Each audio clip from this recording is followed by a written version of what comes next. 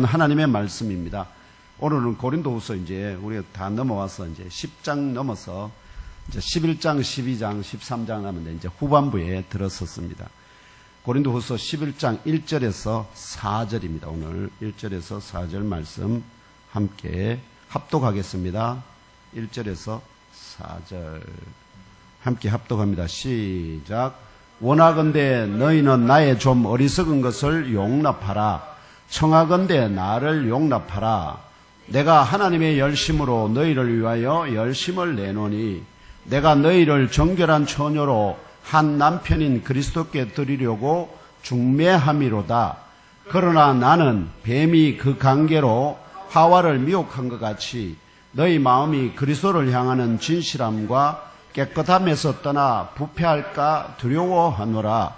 만일 누가 가서 우리가 전파하지 아니한 다른 예수를 전파하거나 혹은 너희가 받지 아니한 다른 영을 받게 하거나 혹은 너희가 받지 아니한 다른 복음을 받게 할 때에는 너희가 잘 용납하는구나. 아멘. 이 본문을 중심으로 그리스도의 신부의 자질이라는 제목으로 2023년 성령 강림후 16번째 주일에 주시는 하나님의 말씀을 함께 상고하겠습니다. 제목 한 번 더 읽을까요? 시작. 그리스도의 신부의 자질. 그리스도의 신부가 되려면 어떤 자질을 가져야 할까요? 자격하고 자질은 좀 다릅니다. 자격은 자격증 있으면 되죠. 자격은 모두에게 공통된 자격이 있습니다. 반드시 어떻게요? 그리스도를 하나님의 아들로 자기를 구원하는 메시아로 믿어야 하는 이 믿음은 공통입니다. 이제 거기에다 플러스 해가지고 필요한 자질이 있습니다. 그것에 대해서 오늘 말씀을 드리려고 합니다. 경산사동 예몸교회 참설교자는 누구신가요? 네, 보혜사 성령 하나님이십니다. 이 보혜사라는 게 중요합니다. 말씀드렸죠. 보혜사는 여러분 옆에서 바로 붙어서 변호사처럼 여러분이 어릴 때마다 어떻게 할 말 없을 때 누가 대신해 준다고요? 변호사가 대신해 주듯이. 변호사, 보혜사, 성령 하나님 늘 기억하시고 어려울 때마다 성령님 어떻게 할까요? 아시겠죠? 성령님 이거 어떻게 말해야 됩니까? 이거 어떻게 대응해야 됩니까? 이 사람 어떻게, 이 사람 속에 뭐가 들었습니까? 그렇게 그분과 긴밀하게 상의하면서 인생의 걸림돌 다가오더라도 다 뛰어넘고 승리하시기를 축원합니다. 나사렛 예수를 하나님의 아들, 구원자, 그리스도로 더 깊게 하나님의 말씀의 본체로 믿는 자, 모두의 참 교사 되시는 보혜사 성령 하나님의 인도하심을 따라 오늘 경산사동의 예몸교회 주일 예배에 참석하신 형제자매 여러분과 온 가족들 모두 올 한 해 이제 벌써 추석을 앞두고 있으니까 참 이 후반으로 벌써 들어가고 있네요. 남은 한 해 더욱 강건하시고 범사가 잘 되고 근심과 염려가 떠나가고 주 하나님의 명령에 무조건 예스로 응답하시는 의인들로 장성하시기를 하나님의 예스가 되시는 주 예수 그리스도 이름으로 축복합니다. 고린도후서에서 발견하는 뚜렷한 주제들 3가지. 첫째, 바울 자신을 육신에 따라 행하는 자다고 비판하는 자들의 대적하고 그들의 미혹에 넘어가서 자신을 오해하는 고린도 형제들의 오해를 풀어주기 위하여. 그 다음에 둘째, 자신이 그리스도의 참 사도됨과 전파한 복음을 변증하기 위하여. 그리고 셋째, 예루살렘 교회의 구제를 위한 연보의 집행을 성취하고자 본 서신을 써서 디도편으로 전달하게 하였습니다. 형제자매 여러분, 지 부족한 종이 2주 전 설교에서 자랑하는 자는 주 안에서 뭐 하라고 그랬죠? 자랑하라. 이 고린도후서 10장 17절을 상고한 바 있습니다. 바울이 이 말씀으로 고린도 형제자매들에게 권면하는 이유가 무엇인지를 제대로 깨달아 알기 위해서는 이 본문의 출처가 어디냐 하면은 이 말씀, 자랑하는 자는 주 안에서 자랑하라, 이 말의 출처가 어디냐면 구약 성경의 에레미야 9장 24절입니다. 그 9장 24절에 가면 바울이 자랑하는 자는 주 안에서 자랑하라는 말의 의미가 뭔지 거기에서 자랑거리를 줍니다. 자랑거리를 주신다고. 그 자랑거리가 무엇인지 예레미야 9장 24절을 함께 읽으면서 알아봅시다. 여기 있습니다. 9장 24절 함께 읽겠습니다. 시작. 자랑하는 자는 이것으로 자랑할지니 곧 명철하여 나를 아는 것과 나 여호와는 사랑과 정의와 공의를 땅에 행하는 자인 줄 깨닫는 것이라. 나는 이 일을 기뻐하노라. 여호와의 말씀이니라. 아멘. 자랑하는 자는 이것으로 자랑할, 즉 이것이 바로 자랑거리입니다. 그 자랑거리를 두 개로 주십니다. 첫 번째, 명철하여서 여호와를 아는 겁니다. 여호와에 대해서 아는 게 아닙니다. 여호와를 아는 겁니다. 내가 우리 민지훈 집사를 잘 안다면 민 집사님한테 전화해서 민 집사님 어떻게 뭐 좀 도와줄래요? 이러면 아, 예. 응답하는. 그럼 잘 모르면 제가 전화하면 누구신데요? 이러잖아요. 잘 안다는 게 그겁니다. 지식적으로 아는 게 아니에요. 그분과 친하다는 겁니다. 내가 하나님과 나 여호와와 친하다고 뻥을 치는 사람이 있을 수 있는데, 그런데 그게 뻥인지 아닌지를 확인하는 방법 뭐죠? 야, 그럼 네 여호와와 친하잖아. 그러면 하늘에서 불을 내려서 이 재물들 태우는 거 보여줘. 그랬을 때 하늘에서 그가 여호와여 불을 주소서 엘리야처럼 했을 때 불이 내려오면 그는 여호와와 친한 거고, 아무리 우상 숭배들 바알 선자들 아무리 해도 어떻게요? 아무런 응답이 없으면 그들은 누구하고도 친하지 않고 그런 우상들하고도 친하지 않을 뿐만 아니라 아예 존재 자체가 없으니까 친하는 것 자체가 있을 수가 없죠. 그걸 말하는 겁니다. 여러분 오해하면 안 됩니다. 하나님을 안다고 내가 이름으로 여호와, 나 여호와 잘 알아요, 잘 알아요. 입에 붙은 말이 아닙니다. 그분과 친밀한 관계를 유지하는 것. 우리 오영희 권사님 제가 좀 알죠? 그래도 오영희 권사님에게 제가 우리 오영숙 권사님, 박근영 형제 좀 같이 가자. 좀 아무래도 임종 예배 해야 될지 그러니까 여러 가지 그게 있었지만 일이 있었지만 그 일들을 다 정리하고 그렇게 같이 가줄 수 있는 거 아시죠? 이게 아는 거. 여러분 성경에서 하나님이 말씀하실 때는 안다 할 때는 그걸 말하는 것인 줄 믿으시길 바랍니다. 그래서 함부로 내가 나 여호와 잘 안다, 하나님 잘 안다, 이게 굉장히 거짓말일 가능성이 많습니다. 아시겠죠? 두 번째가 뭐냐? 바로 나 여호와는 사랑과 정의와 공의를 땅에 행하는 자인 줄 깨닫는 것이다. 사랑을 베푼다는, 하나님은 이 세상에 사랑을 베푸시기 때문에 온갖 어떻게요?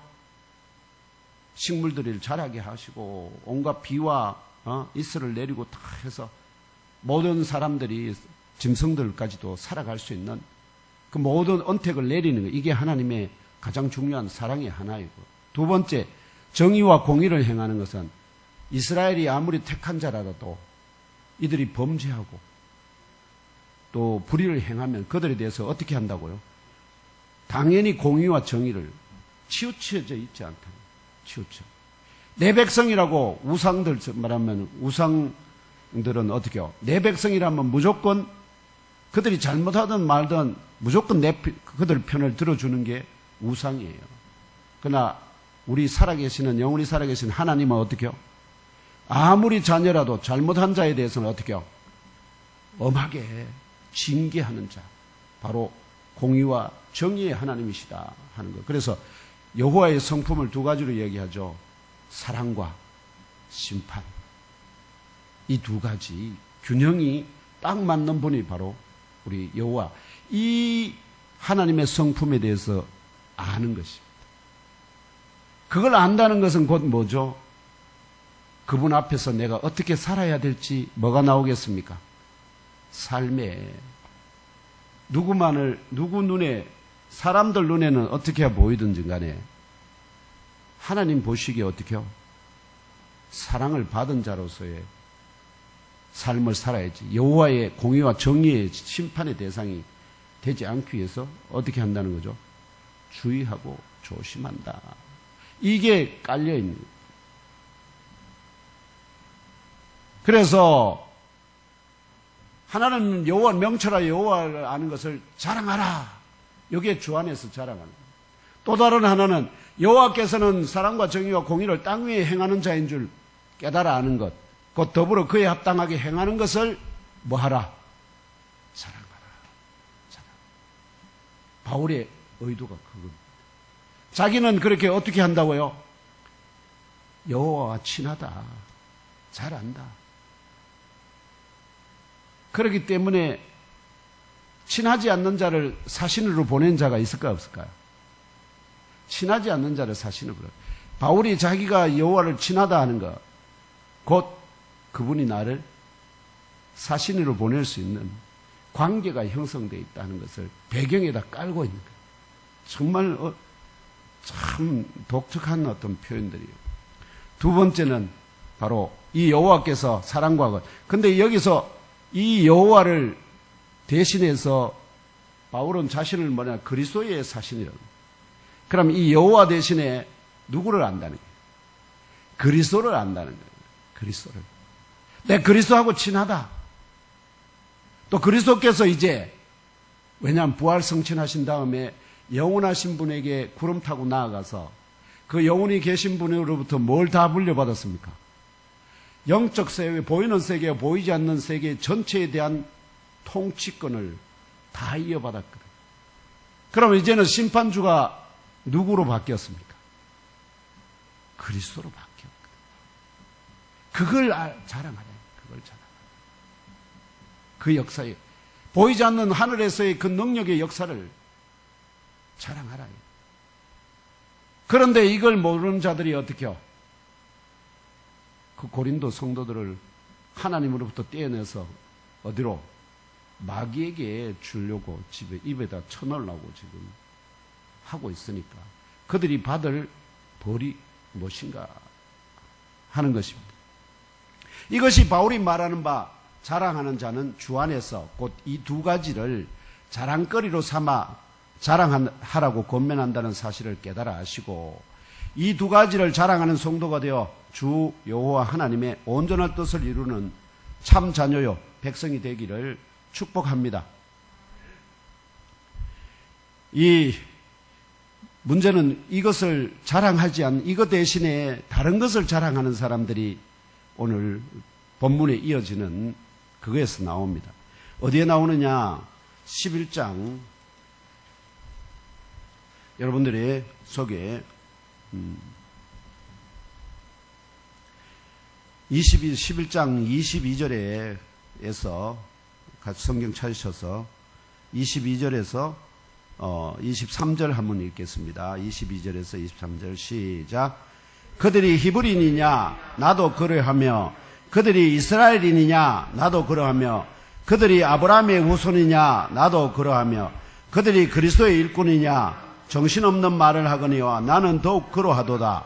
내가 수고를 넘치도록 하고 옥에 갇히기도 더 많이 하고 매도 수없이 맞고 여러 번 죽을 뻔하였으니 그들이 자랑하는 것이 뭔지 이해 나오겠죠. 어디에서? 22절에 그들이 히브리인이야. 우리 히브리인이야. 이걸 자랑한다.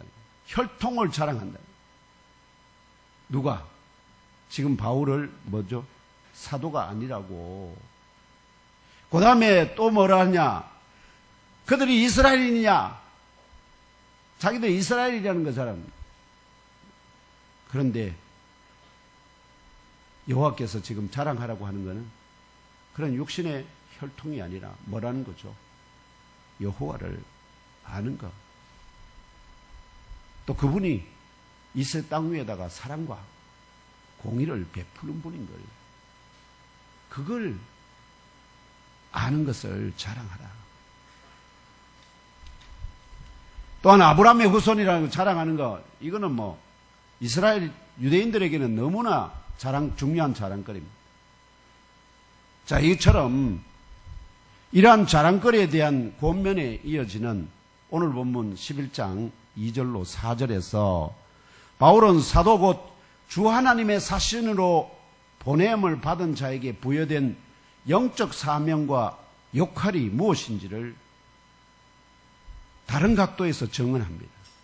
또한 이러한 사명, 영적 사명의 수행을 방해하는 자들의 존재가 에덴 동산에서부터 계속 이어짐을 증언합니다. 그렇다면 첫째 바울이 증언하는 바 주 하나님의 사신으로 보냄을 받은 자에게 부여된 영적 사명과 역할이 무엇일까요? 둘째, 이러한 영적 사명의 수행을 방해하는 자들의 정체는 무엇일까요? 이런 질문을 두 가지 명제에 대해 상고하면서 주 하나님께서 오늘 주일 예배에 가르치시고 명령하시는 바대로 예몸교회 지체들이 사명자로 걸어가는 순례의 길 가운데 사명자들의 마음이 그리스도를 향하는 진실함과 깨끗함에서 떠나 부패하도록 미혹하는 영적 시험을 이기고 끝까지 승리하기 위하여 무장해야 될 영적 지식과 지혜가 무엇인지 깨달아 알고 믿고 주의 명령에 무조건 예수로 순종하는 영적 의인으로 세워지기를 축원합니다. 첫째, 바울이 증언하는 바 주 하나님의 사신을 주 하나님께서 보내신 사도를 특별히 뭐라고 부르느냐 하면은 사도라 부른다. 이 사도로 보냄을 받은 자에게 부여된 영적 사명, 곧 역할이 무엇이냐 하는 것을 아주 확실하게 디파인. 물론 베드로에게는 주께서 부르실 때 뭐로 불렀습니까? 사람을 취하는 영의 어부. 근데 그 사람을 취해서 어디다 쓸까요? 사람을 취하는 것만이 능사가 아니죠. 그 사람을 취해서 어떻게 해야 되죠? 사람을 취한다는 뭘까요? 물고기 잡아서 그냥 물고기 잡는 것으로 끝입니까? 그 다음에 그걸 팔든지 먹든지 뭔가 다른 일이 이어지잖아요. 사람을 취하는 것도 같은 겁니다. 결국 중요한 것은 사람을 취해서 이걸 주께서 어디다 쓰느냐. 여기가 결국 목적이잖아요. 그러면은 사신들의 역할은 뭐냐? 자기가 보냄을 받았다는 것도 중요하지만 그렇게 해서 사람을 취하도록 보냄을 받았는데 그 취해서 주께서 이들을 어떻게 쓰시려고 하는 것에 그 쓰심에 맞게 그들을 어떻게 구별해서 올려드려야 돼요. 요게 진짜 사명입니다. 오늘 본문 2절에서 바울은 주 하나님의 사신 곧 사도로 보냄을 받은 자신에게 부여된 영적 사명, 그 역할에 대하여 내가 하나님의 열심으로 너희를 위하여 열심을 내노니 내가 너희를 정결한 처녀로 한 남편인 그리스도께 드리려고 중매함이로다 표현합니다. 중매하는 사람, 우리말로 하면 뭐죠? 중매쟁이. 사도의 역할이 뭐라고요? 중매쟁이. 중매쟁이 하려면은 신랑에 맞게 신부를 결국은 취하고 그 다음에 그에 대해서 자세하게 어떻게 자질을 따져봐야 되잖아요. 거기에서 바울이 지금 얘기하는 취하는 것은 이미 취했잖아요. 고린도 성도들을. 그런데 취했는데 그 취한 자들 중에 그리스도에게 뭘로? 신부로 합당한 자를 그 합당한 자가 어떤 자인가를 갖다가 지금 그들에게 도전하고 있는. 다시 말하면 주 하나님의 사신 곧 사도의 영적 사명과 역할이 비유적으로 표현하면 바로 땅 위에 세워진 예몸교회의 성도들 곧 정결한 처녀들 같은 그들을 한 남편인 그리스도 옆에 세우기 위하여 혼인예식이 있으면 그 옆에 누가 서느냐가 중요하죠. 한 남편인 그리스도 옆에, 원래 그 옆에 뭐 결혼식이 이런 게 아니라 원래 단어 용어 자체는 옆에 선다는 거예요. 옆에 세우기 위하여 중매하는 중매쟁이와 같다는 것입니다. 중매쟁이. 이 영적 사명과 역할 곧 영적 중매쟁이로서 고린도 예몸교회의 성도들을 그리스도 옆에 세우기 위하여 하나님의 열심으로 정결한 처녀들을 진심으로 원한다 하는 증언입니다. 내가 하나님의 열심으로 뭐라고 해놨죠? 내가 하나님의 열심으로 너희를 위하여 열심을 내노니, 이런 뜻, 이 말이 의미가 그냥 열심을 낸다는 뜻이 아니라 하나님의 열심으로 정결한 처녀들을 진심으로 원한다. 그런 자들을 찾아서 어떻게요? 그리스도에게 옆에 세우게 하는, 이게 내 역할이야. 내 역할이야. 이 역할과 다른 자들의 역할은 뭐냐? 그들을 그리스도께 올려드리는 게 아니고 어떻게요? 자기들이 뭐 한다는 거죠? 잡아먹거나 착취하거나 그들을 어떻게요? 노략질하는, 요게 차이입니다. 요걸 얘기하려고 바울은 어떻게요? 그들을 누구에게? 그리스도의 신부로 올려드리는 역할이 자기의 사명이다. 사도의 진정한 소명이요 역할이다 하는 것을 증언하고 있는 것입니다. 이 영적 중매쟁이로서의 사도의 사명과 역할에 대한 바울의 예언은 이게 우연히 나오는 게 아닙니다. 바로 구약의 창세기 24장에 상세하게, 그 기록이 너무나 디테일합니다. 그렇게 안 해도 될 것 같은데 정말 지루할 정도로 디테일하게 기록해 놨습니다. 그게 뭐 때문이냐? 바로 그리스도에게 합당한 신부가 어떤 것인지를 구약에 미리 보여주는 겁니다. 바로 창세기 24장에 상세하게 기록된 아브라함의 종, 하나님의 도움을 의미하는 이름 엘리에셀로부터, 엘리에셀이 하나님의 도움이라는 뜻입니다. 엘리에셀로부터 나옵니다. 아브라함의 노년에 독자 이삭이 정결한 처녀를 아내로 맞이할 수 있도록 하기 위하여 자신의 종 엘리에셀을 자신이 머물고 있는 팔레스타인 땅, 여기는 하나님께서 어떻게 할 땅이죠?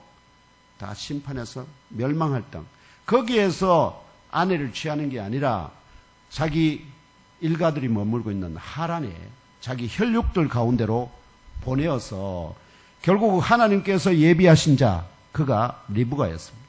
그 리브가를 중매하여 오는 사명이자 역할, 이걸 지금 바울은 어떻게 한다고요? 머릿속에 그리면서 이 편지를 지금 기록하고 있는 겁니다. 창세기 24장, 제가 너무나 60몇 절이나 돼요. 24장이 너무나 길기 때문에 7절하고 15, 16절만 함께 읽겠습니다. 시작. 하늘의 하나님 여호와께서 나를 내 아버지의 집과 내 고향 땅에서 떠나게 하시고 내게 말씀하시며 내게 명사하여 이르시기를 이 땅을 내 시에게 주리라 하셨으니 그가 그 사자를 너보다 앞서 보낼실지라 내가 거기서 내 아들을 위하여 아내를 택할지니라. 이게 첫 번째, 바로 아브라함이 엘리에셀에게 노년에 이제 부탁, 맹세하기입니다. 그러니까 엘리에셀의 손을 자기 허벅지에 넣게 하고, 그러면 반드시 절대로 변개치 못하는 그런 언약이 되는 것입니다. 그렇게 하고 결국 이 명령을 해서 보냅니다. 그래서 엘리에셀이 하란에 도착해서 하나님 앞에 기도합니다. 내 주인 아브라함의 하나님이시여 하면서 내가 이렇게 할 테니까, 우물가에서 한 여자 우물가 이렇게 할 테니까 이렇게 대답하고 행하는 자는 하나님께서 예비하신 그 신부인 줄을 알겠습니다 하고 기도하고, 기도를 마치자마 말을 마치 그때 기도한 후에 바로 이 말이 이어지는 겁니다. 15절 16절 함께 읽습니다. 시작. 말을 마치기도 전에 리브가가 물동이를 어깨에 메고 나오니 그는 아브라함의 동생 나홀의 아내 밀가의 아들 부두엘의 소생이라. 그 소녀는 보기에 심히 아름답고 지금까지 남자가 가까이 하지 아니한 처녀더라. 그가 우물로 내려가서 물을 그 물동이에 채워가지고 올라오는지라. 그러고는 엘리에셀이 그녀에게 물 좀 달라 하고, 그러니까 물을 주면서, 바가지를 내려서 물을 주면서 동시에 당신의 낙타에게도 물을 먹이겠습니다. 그게 엘리에셀이 하나님 앞에 구한 기도 제목. 그대로 이 리브가가 말하고 행하거든요. 그래서 결국은 하나님이 예비하신 자인 줄 알고 그녀를 집을 찾아가서, 그래서 제일 먼저 엘리에셀이 한 일이 뭘까요? 그 리브가가 그 낙타에게 물을 다 먹이자마자 리브가가 코걸이, 귀걸이, 첫 번째 귀걸이 하나 탁 끼우고 그 여자에게, 리브가에게. 그 다음에 이 팔찌 팍 끼워가지고 귀걸이가 끼운다는 게 이게 아마 바로 이제 당신은 우리 주인의 아들의 신부로서 일단 청혼한다 이런 표시가 되는 것 같아요. 코걸이였습니까? 네, 코걸이였다. 예, 코걸이. 그렇게 해서 이제 그 집안에 가서 결국은 이제 성낙을 받는데, 문제는 이 엘리에셀이 얼마나 열심히 있느냐면은 거기서 뭘 하죠? 이제 데려가려고 하니까 한 열흘은 헤어지는 그런 그걸 했어. 데려가야지. 이러니까 이 엘리에셀이 뭘 합니까? 내 주인이 지금 오늘 내일 하면서 기다리고 있는데 그 분의 마음을 생각하면 나는 여기서 지체할 시간이 도저히 없다. 바로 떠나야 된다. 그러니까 막 난리가 난 거예요. 그래서 그럼 우리는 자기들이 결정할 수 없고 누구만이 결정할 수 있냐? 리브가가 결정할 거니까. 그리고 리브가에게 물어보니까 리브가가 바로 가겠다. 이렇게 해서 결국은 그를 데리고 와서 이삭의 아내로 혼인예식을 하게 합니다. 그래서 여기서 보시면 영적으로 우상을 멀리하고, 왜냐합니까? 팔레스타인에 처녀들이 없었습니까? 넘쳤습니다. 그런데 그 팔레스타인에는 뭐가 넘쳤다고요? 동시에 우상들이 넘쳤기 때문에 거기서 팔레스타인 땅에서 자란, 아시겠죠? 처녀들은 어릴 때부터 뭐에 이미 우상에 다 받쳐진 자들이야. 그래서 그들에게는 무엇을 기대할 수 없다? 영적인 정결함을 기대할 수 없기 때문에. 그래서 그래도 하란의 자기 형제들은 뭐를? 여호와를 믿고 신뢰하고 있기 때문에. 그래서 영적으로는 우상을 멀리하고 여호와 하나님을 믿으며, 여기에 좀 중요한 조건이 구약에. 그 다음에 육신적으로는 남자가 가까이 하지 아니한 처녀가 바로 믿음의 조상 아브라함의 독자 이삭의 아내로 합당한 것 같이, 아시죠? 이게 구약의 본입니다. 한 것 같이 믿음의 주요 하나님의 독자 그리스도 예수의 혼인예식에서 그 옆에 서기에 합당한 처녀도 영육이 모두 어떻게 해야 된다고요? 정결한 처녀여야 한다는 진리를 깨달아 아시고 심령 깊은 곳에 잘 박힌 못으로 새기시기를 축복합니다. 이것이 바로 그리스도의 신부에 우선되는 자질입니다. 중요한 자질입니다. 구약에서도 여호와 하나님은 우상 숭배자를 가장 싫어하십니다. 요한계시록에도 나오죠. 바로 666의 이게 우상의 사람들입니다. 우상 숭배자들입니다. 이 우상 숭배자들을 어떻게 해요? 하나님이 뭐 한다고요? 그 표를 가진 자들 외에는 자기들끼리만 그거 하잖아요. 그러나 하나님이 그런 자들은 다 멸하십니다. 바로 우상 숭배자들은 하나님이 가장 싫어하는 것이 우상 숭배입니다. 왜냐하면니까 여호와께서는, 하나님은 이 우상 숭배를 뭐라고 규정을 하느냐면 영적 간음이다. 영적 간음. 곧 간음이 뭔지 알죠? 신랑을 두고도 다른 남자를 흠모하고 사랑하는 엄녀와 같기 때문에. 엄녀를 아내로 드리고 싶은 사람 있습니까? 없죠. 그래서 하나님의 예스가 되는 그리스도께서 아버지가 싫어하는 처녀를 신부로 맞이하는 것은 불가하다. 절대 그런 일은 하지 않으시는 분입니다. 그렇기 때문에 하나님이 기뻐하시고 즐거워하는 처녀를 아내로 드리는 것은 당연하고요. 이처럼 고린도 예목교회 성도를 정결한 처녀로 한 남편 그리스도의 옆에 서게 하는 영적 중매쟁이로서의 사도, 그 자신의 영적 사명과 역할도 사도 자신의 열심과 열정으로만 되는 게 아닙니다. 엘리에셀을 보낼 때 아브라함이 누구를 의지하죠? 하나님의 열심히 그 일을 이루실 것이라는 거죠. 그래서 여호와께서 미리 사자를 네 앞에 보내서 네가 순적한 그 이삭의 아내를 만나게 하듯이 똑같습니다. 구약에. 결국 여호와의 열심이 성령을 통해서 사울을 바울 되게 하고 결국은 고린도 교회까지 보냈지 않습니까? 그리고 결국은 거기에서 바울과 자신들의 능력으로 말로 한 게 아니라 결국은 뭐죠? 성령의 능력과 권능으로 고린도 교회를 개척하게 됩니다. 그래서 사신을 보내신 주 하나님의 열심과 열정으로 되는 것이기 때문에 바울은 여호와의 질투에 가까워 여호와의 열심이라는 하나님의 열심이라는 이 열심이 제일로스인데 뭐에 가까우냐면 질투에 가까워요. 우리 하나님 여호와는 질투하는 하나님이시라. 그때 똑같은 단어예요. 이게 제일로스예요. 질투에 가까울 정도로 열심이 있는 거 아시죠? 그 열심. 그래서 그들을 그 영육이 온전히 정결한 처녀같이 구별되기를 누가 바라고 있는 것일까?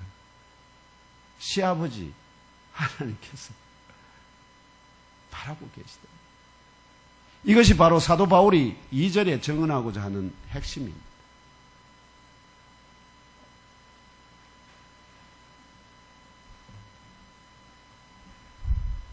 목사님 어서 오십시오. 네. 이처럼 영원하시고 영광스러운 하나님의 집안과 아무리 상관이 없던 이방인 가문의 한 처녀라 할지라도 이러한 혼인관계를 통하여 주 하나님의 집안, 곧 천국의 가족이 되는 것이 하나의 길이고요. 다른 하나의 길은 주 하나님의 택함을 받아 양자로 입양되어서 주 하나님의 집안, 곧 천국의 가족이 될 수도 있습니다. 이러한 부분은 오직 누구에서만 나오느냐? 바울에서. 이러한 진리에 대하여 바울은 로마서 8장 15절 23절에서도 잘 증언합니다. 함께 읽으며 알아봅시다. 로마서 8장 15절 23절. 바울이 로마로 가기 전에 고린도에서 지금 이 고린도 후서를 가지고 이어서 3차로 방문하거든요. 거기서 고린도에서 머물면서 이제 로마로 갈 계획을 세우고 로마 성도들에게 편지를 보낸 것입니다. 이게 로마서입니다. 그래서 여기에서 뭐에 대해서 하냐? 그들이 이해할 수 있도록. 왜냐하면 로마 대단한 그 장군들 중에 우리 베너도 나오지 않습니까?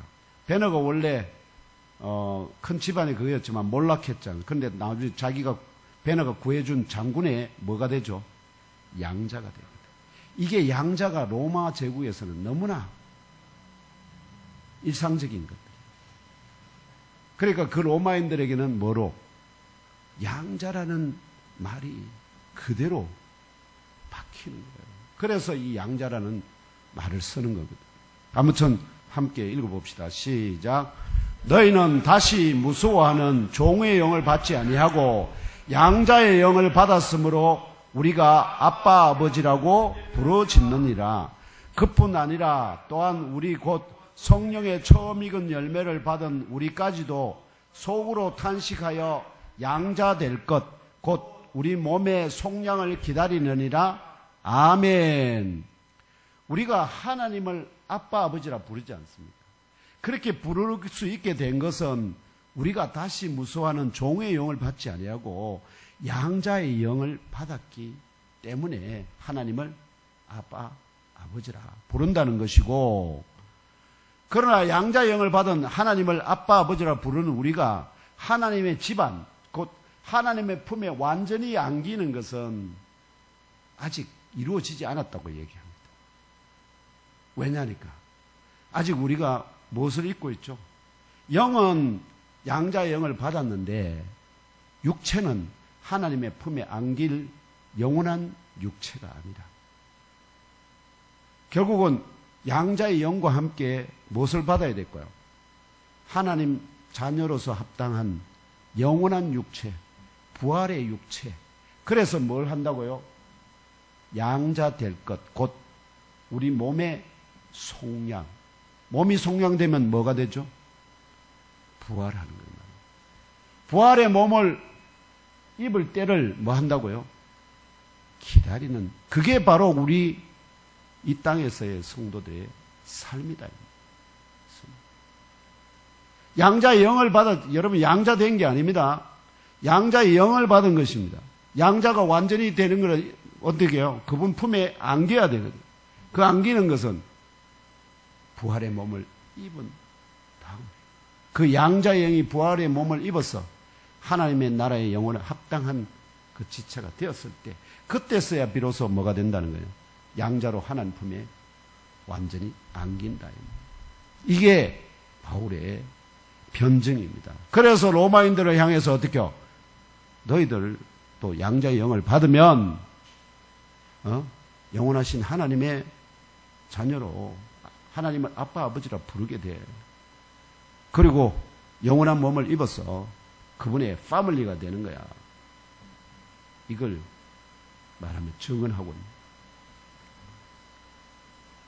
그래서 양자의 영에 합당한 우리 몸의 속량 곧 육체적 부활의 때를 기다리고 있다는 진리도 깨달아 아시고 심령 깊은 곳에 잘 박힌 못으로 새기시기를 축원합니다.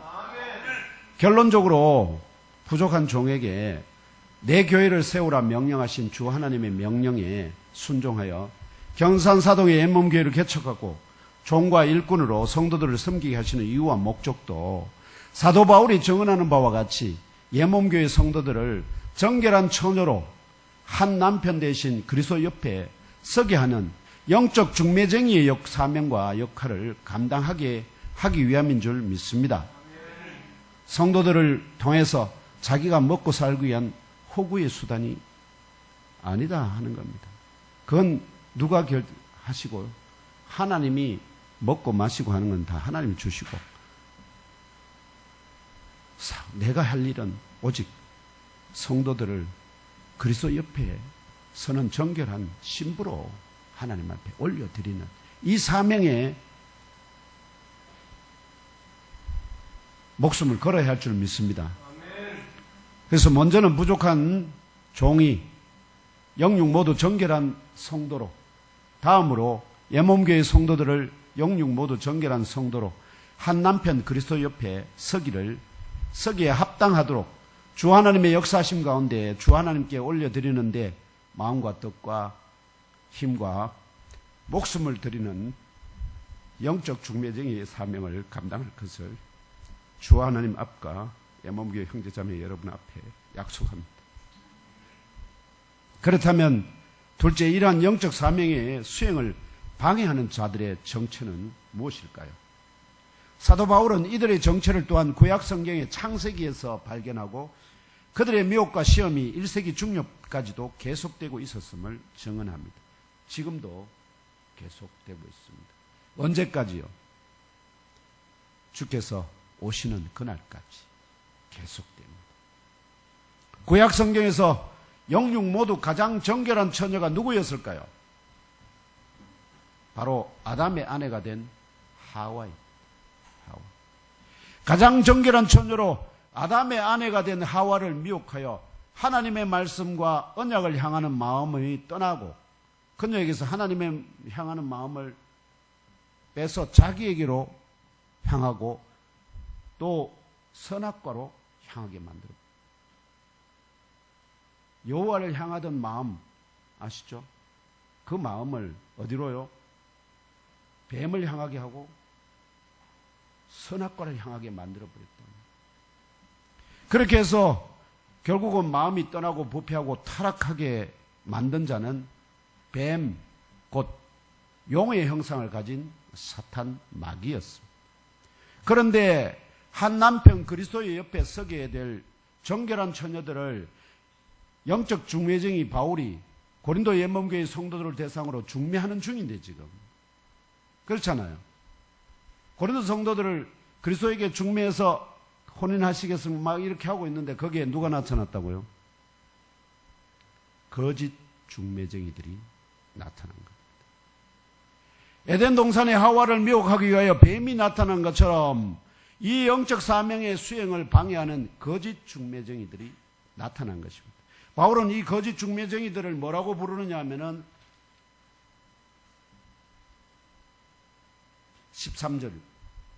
13절에서 15절 사이에 이렇게 합니다. 그런 사람들은 거짓 사도요 속이는 일꾼이니 자기를 그리스도의 사도로 가장하는 자들이니라. 그러니까 거짓 뭐라는 거죠? 거짓 중매쟁이라 이 말이에요. 거짓 중매쟁이. 원래 그렇습니다. 거짓 중매쟁이도 있습니다. 예. 그래서 이 영적 사명에 주 하나님의 보냄을 받은 사신 곧 영적 중매쟁이로서의 바울 자신의 사명을 방해하는 거짓 중매쟁이들이 영육 모두 정결한 처녀들을 미혹하기 위하여 행하는 일들이 무엇일까요? 뭘로 그들을 미혹했을까? 아담의 하와를 미혹할 때는 뭐라고 그랬죠? 하나님께서 그 선악과를 먹으면 반드시 죽는다고 하더냐? 아니다. 안 죽는다. 그거 먹으면 너희들이 눈이 밝아져서 어떻게 뭐처럼 된다?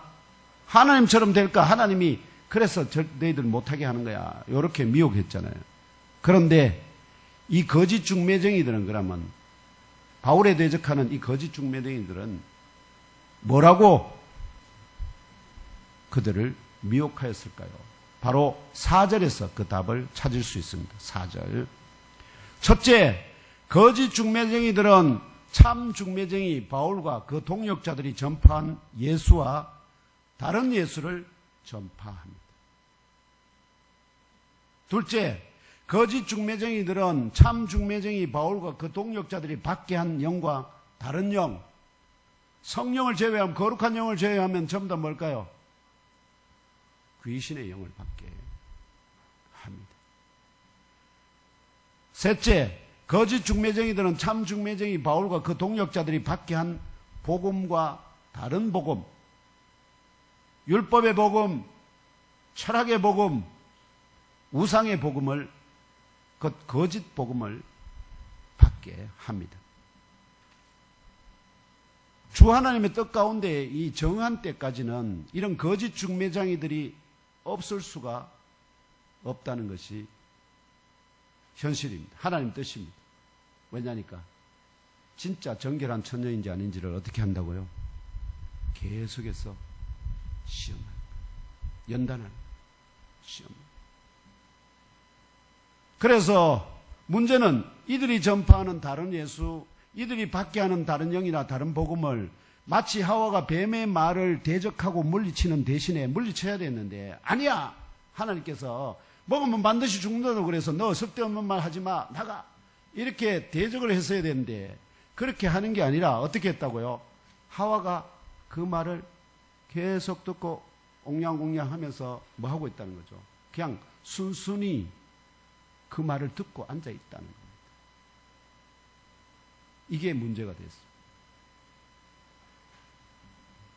그래서 마치 하와가 뱀의 말을 대적하고 밀리치는 대신에 순순히 용납하고 마음에 두었던 것처럼 정결한 처녀들 곧 고린도 예목교의 성도들도 그런 거짓말을, 그런 미혹의 말을 어떻게 해요?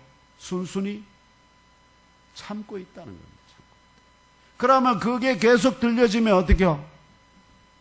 결국은 떠난다. 떠난다. 아브라함의 종 엘리에셀처럼 주 하나님의 보냄을 받은 사신 곧 영적 중매쟁이로서의 바울 자신이 중매하는 영육 모두 정결한 처녀들을 향하여 다른 거짓 중매장이들이 와서 다른 예수를 전파하고 다른 영과 다른 복음을 받게 할 때 정결한 처녀들이라도 그것을 순순히 용납한다면 어떠한 결과로 이어지게 될까요? 3절이 정언이 바로 이 물음의 응답입니다.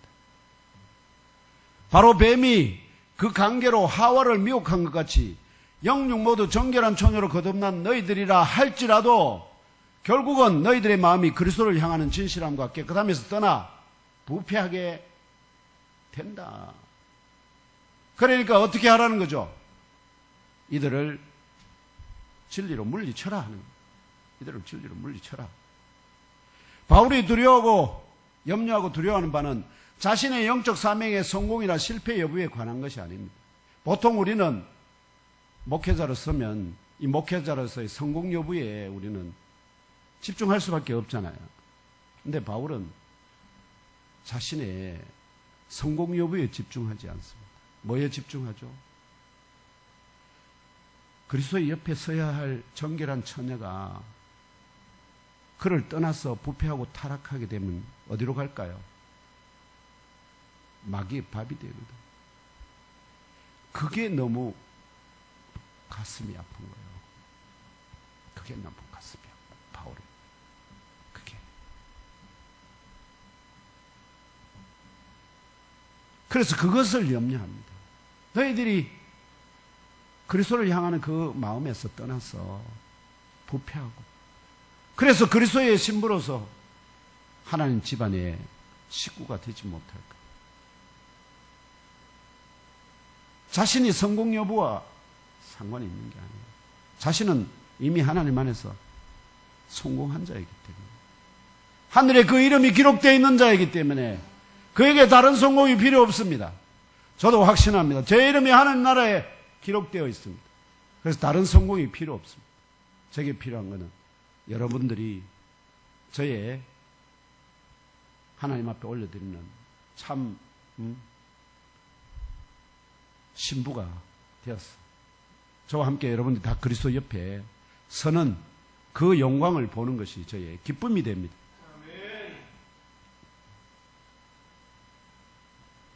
그래서 바울이 염려한다고 여깁니다. 너희들이 그 마음에서 떠나가 부패할까 두려워한다 하는 것은 자신의 영적 사명의 성공이나 실패 여부에 관한 것이 아닙니다.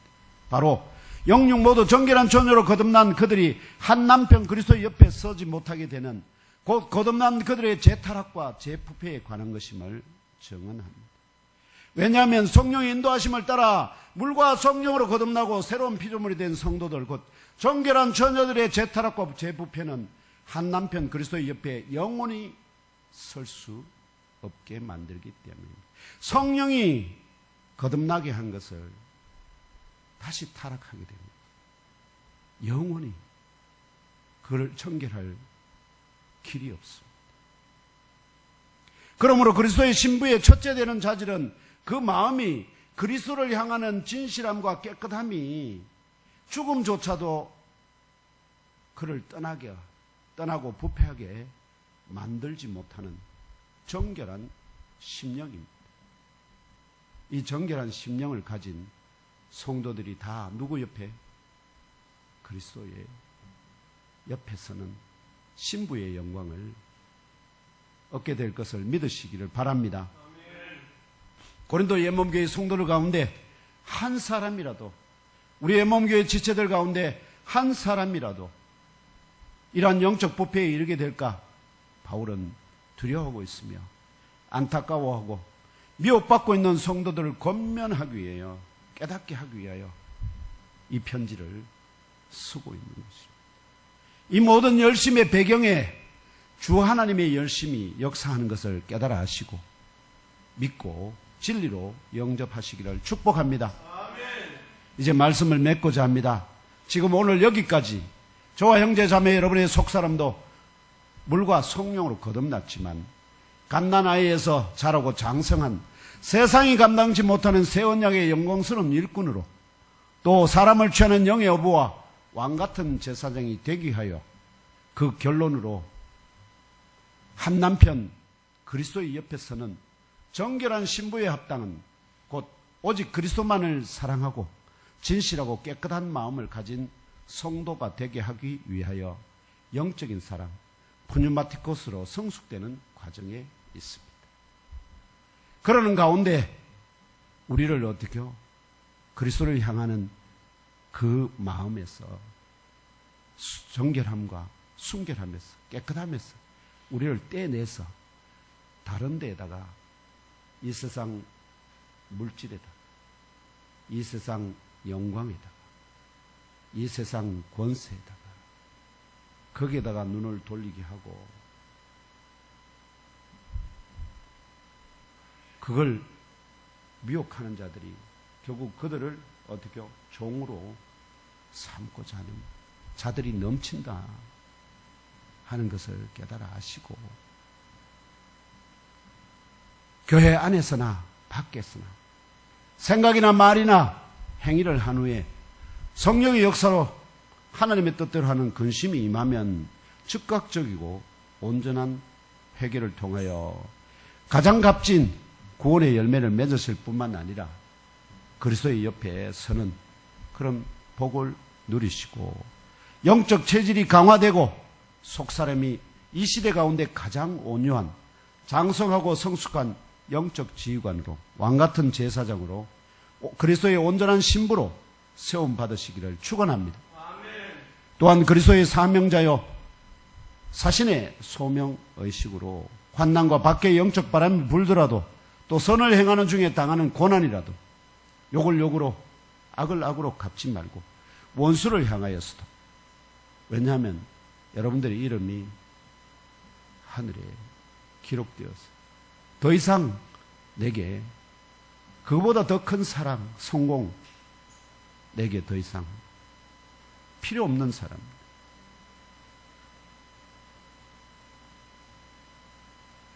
오히려 그들을 향해서 복을 빌어주고 하나님이 예배하신 한 사람이라도 취하여 다시는 영원히 부패하지 아니할 예수 그리스도의 몸의 지체, 곧 유일하신 참교회인 예몸교의 지체로 세워나가시는 영적 제사장의 사명을 온전히 감당하시기를, 또 영적 참 중매쟁이로서의 사명을 감당하시는 하나님의 예수가 되신 주 예수 그리스도의 이름으로 축복합니다.